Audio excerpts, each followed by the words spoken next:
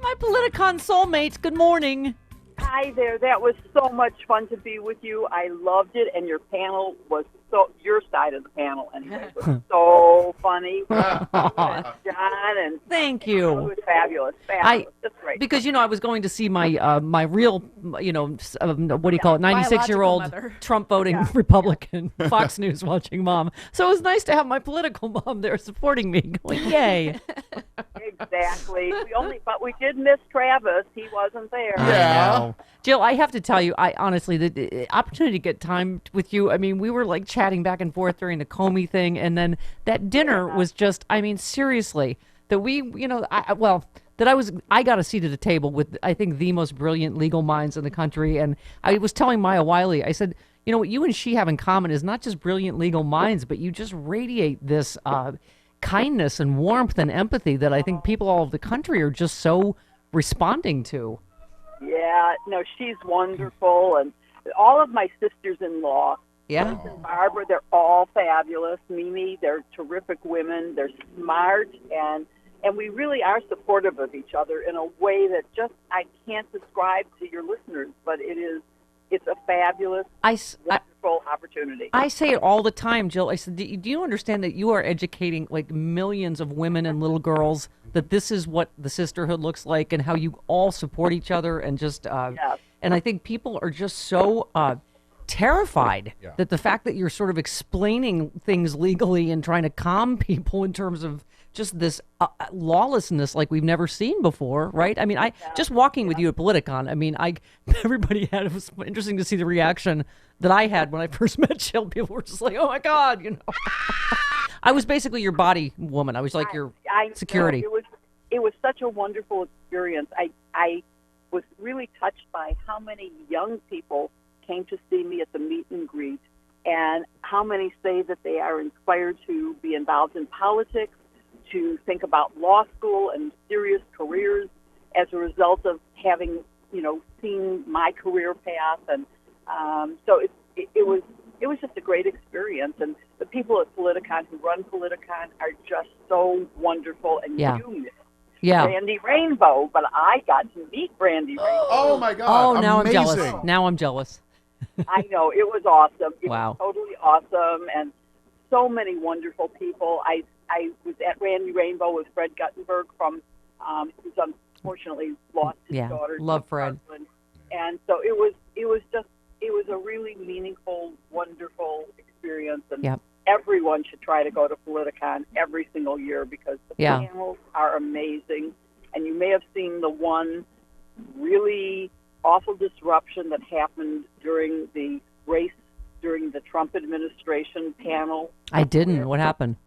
Oh my God, some Trumper got up and said, CNN lies, they say, and it's not true that he, Donald Trump, ever made fun of anybody's disability. What? And so I tweeted back, okay, so anyone reading this, please watch this video. Yeah. Because it shows Trump mocking a reporter's disability. Yes. His physical disability. And it's just appalling that they can do that, and similarly that they can say there's nothing wrong with the Ukraine phone call, and that there's something wrong with the process, that it's different than it ever was when it's the same process it's always been. No, it is gaslighting and it's meanness, Jill. I was talking about the panel, and because you saw it, but I thought if they made one more mean joke about Elie Mystell's physical appearance, I was going to lunge over that table. And I have to tell you, the dinner we all had, you and me and Malcolm Nance and Maya Wiley and Ellie and Carrie Littman and Mueller Shiro, just this amazing group of people. But I think it also, I feel like it was like Wakanda. We all re-energized each other. It definitely, it takes that kind of camaraderie to put up with the baloney and nonsense that's being perpetrated. And okay, so this was some person who's unknown who did this, but the fact is that you have members of Congress repeating ridiculously false statements, and they say it with a straight face. Yeah. And that is so distressing. And the media, Fox News, repeats it and doesn't put forth the facts. It's one thing to support policies that I don't agree with, but that I understand other people don't agree with my desire to help other people. But to put out phony information that's a total lie, that I don't get. I don't get it. I just don't get it. So, by the way, I mentioned this earlier on the show, but one of the when you say facts, I love it because of facts and also because the Chicago A is so dear to my heart, particularly because Trump was just there yesterday trashing your beloved city of Chicago. I've never seen this, trashing an American city, saying it's less safe than Afghanistan. It's embarrassing to us as a nation. I know. Yeah. But there were like 6,000 people protesting his being there. Yeah. Yep. And, it wasn't as many as booed him at the Knicks game. So That's right. Good for Washington, D.C. Yep. And as they say in Shamburg, facts matter, right? Exactly. But, let me just say, there's been this debate about whether it's appropriate to boo the president just because he's the president. And while I was raised to really respect the office and the incumbent, whether I agreed with their policies or not, I have to say that there is a big difference between Trump and his campaign people like Flynn leading a lock her up chant and a spontaneous combustion of public reaction that is not led by a presidential candidate or a president himself.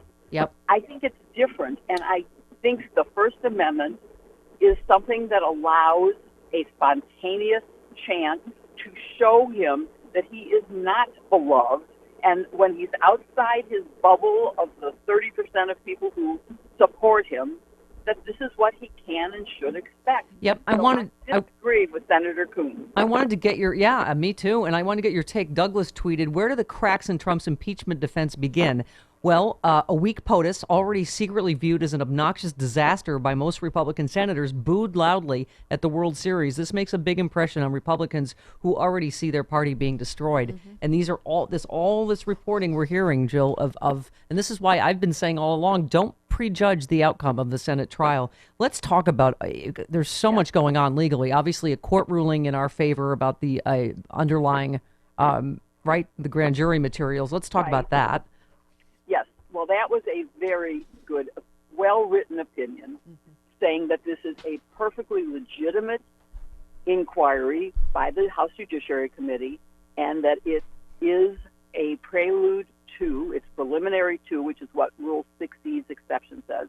If it's preliminary to a judicial proceeding, which a Senate trial would be, that they have a right to this. Right, and which you've been saying for how long, right? Oh, well, gosh, I wrote an op-ed on that with Jerry Goldman, who was one of my Watergate colleagues. Yeah. Gosh, I don't know. Was it 6 months ago, a year ago? Not a year, but it's a long time ago. Right. And it's obvious to me that that was correct all along. Now, of course, the Republicans, the White House is going to seek to delay and drag this out, and so they have appealed it. I am hoping the courts will, as they may and should, expedite it. But I also think that if they don't, there's already enough evidence. And so while you should and could have more, and you can always amend the articles of impeachment once, they start, but once it goes to trial, you can't do it. Well, so I think, at some point you have to say enough, we have enough, and that's enough. Even though I might get better evidence, I have enough, and I'm going to proceed because I cannot let him run the clock out. So let's see how fast the courts act. I would rather have the 6E material before taking the next step, but it either will happen or it won't. Right. Jill, is that why do you think that Nancy Pelosi is going forward with the vote on impeachment this week to remove all doubt and further expedite? Yes, I think it will certainly push the expediting. It will leave no doubt, if any, it takes away the argument of process. And by the way, when the facts are against you, you argue the law. When the law is against you, you can argue the process. And when all three are against you, all you can do is pound the table and look like an idiot. Well, and this is, be careful what you wish for. They're asking for, open hearings. It's like, okay. Yeah. I'm saying, sure, But on the other hand, you don't want to have open hearings until you have all the evidence sort of in front of you, and so that you don't have witnesses who can make things change in their testimony to coordinate with someone else's testimony. Right. So it would be better to wait until all the preliminary questioning and depositions were done. Right. But you also have to balance that against a ridiculous delay imposed by them.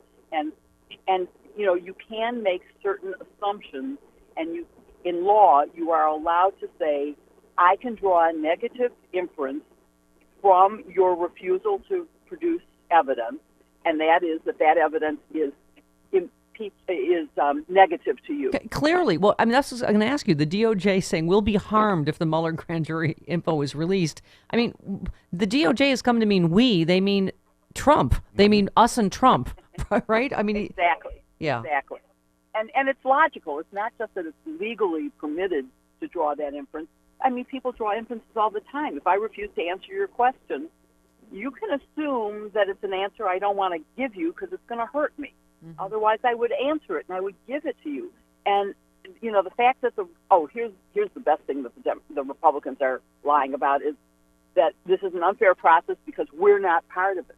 They're in the room. They have every opportunity to do exactly the same thing as anyone else, and they should just go ahead with it. And so, they lie when they say that, and I'm sure people watching Fox believe it. Right. And now here they're literally, the right wing is trying to smear this Lieutenant Colonel Alexander Vindman, Iraq war hero, by saying he's a spy.